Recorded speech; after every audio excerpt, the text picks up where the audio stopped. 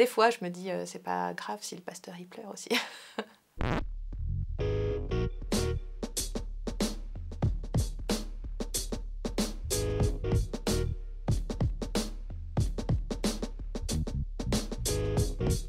Je dirais que des larmes en ce temps de pandémie, il y en a eu beaucoup. Je crois qu'il y a aussi des larmes peut-être dont on parle moins, celles des soignants, de leur peine, parce qu'ils accompagnent la mort alors qu'ils sont normalement là pour soigner et maintenir dans la vie. Donc il y a eu cette expérience très forte d'accompagner vers la mort, et c'est devenu quelque chose qui n'était pas exceptionnel, mais qui est devenu quotidien, voire plusieurs fois par jour. Et je crois que les larmes qui me restent, c'est ces larmes un peu à demi contenues, qu'on ne veut pas montrer, mais qui sont quand même là. C'est comme on dit, les trémolos dans la voix, c'est un peu des trémolos dans les yeux. C'est les larmes d'un fils pour son père, qui est parti sans prévenir, en portant toutes les réponses à des questions qui se posaient. Je ne dis pas qu'il a trouvé une réponse, absolument pas.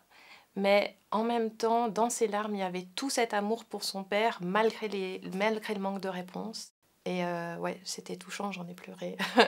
Des larmes discrètes, parce qu'en tant que pasteur, on ne peut pas tout pleurer comme ça. Mais des fois, je me dis, c'est pas grave si le pasteur il pleure aussi. On est tous en deuil en même temps. Et ça, c'est particulier, parce que quand on est en deuil, on a besoin de se protéger, on a besoin des autres, en fait, et on a besoin que tout le monde soit doux avec nous. On a besoin de douceur. Et en même temps, des fois, on est agressif quand on est en deuil. Alors, quand tout le monde est en deuil en même temps, c'est très compliqué, parce que tout le monde réagit mal et ça part un peu au quart de tour. J'ai accompagné une famille donc, pour le service funèbre, et puis je fais le service funèbre, et puis avoir l'impression que la famille est impassible devant. Et il m'a semblé qu'il y avait quelque chose qui n'avait pas joué. Avant la remise des cendres, je comprends que j'ai loupé quelque chose.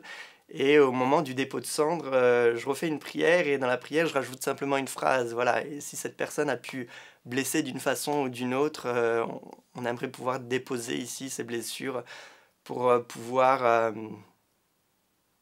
continuer dans la paix, quoi. Et puis quand je rouvre les yeux, alors voilà, ça y est, la famille en pleure.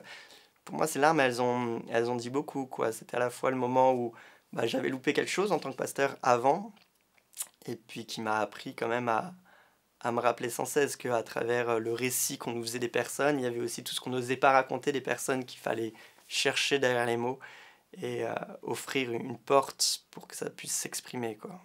Et c'est là aussi que moi je vois vraiment le rôle de l'Église, qui est de prendre soin des liens, et qui est de construire aussi du pardon, parce que je crois qu'il y en a besoin, et qui est là pour construire l'espérance, en fait. Et de l'espérance, pas seulement dans un monde où il n'y a plus la Covid, parce qu'il y aura d'autres problèmes, mais l'espérance, en fait, d'un Dieu qui a traversé tout ça et qui nous suit là-dedans. Quand on est dans le chagrin, la souffrance, la douleur, on est centré sur soi-même. Donc le contact avec Dieu, c'est facile de le perdre. Alors c'est complètement normal de se sentir abandonné par Dieu, oui. Et parfois on cherche ardemment Dieu, et puis on a juste un vaste silence. Je me suis jamais sincèrement, profondément senti abandonné par Dieu, mais je connais les moments où je l'ai abandonné moi, où je me suis senti distant. Est-ce que la réponse que je veux, c'est un Dieu qui me dit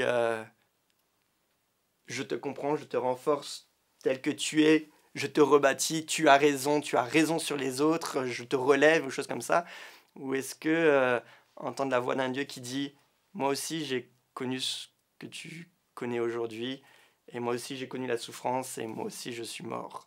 Et d'un coup, on se sent à la fois accompagné, à la fois, mais alors, un Dieu qui a accepté de mourir, est-ce que ça va m'aider, quoi?